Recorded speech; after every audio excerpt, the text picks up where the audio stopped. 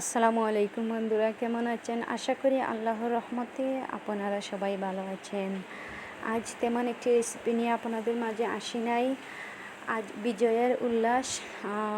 শেখ হাসিনা দেশ থেকে পদত্যাগ করেছেন, পালিয়ে গিয়েছেন।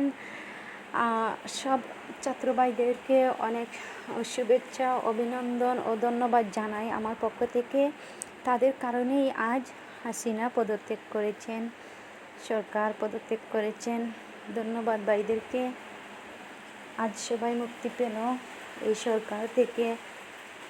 আমি চাই নতুন আরেকজন সরকার হোক, ভালো একজন মানুষ হোক, এ দেশটাকে নতুনভাবে চালিয়ে নেক, এই দোয়া কামনা করি।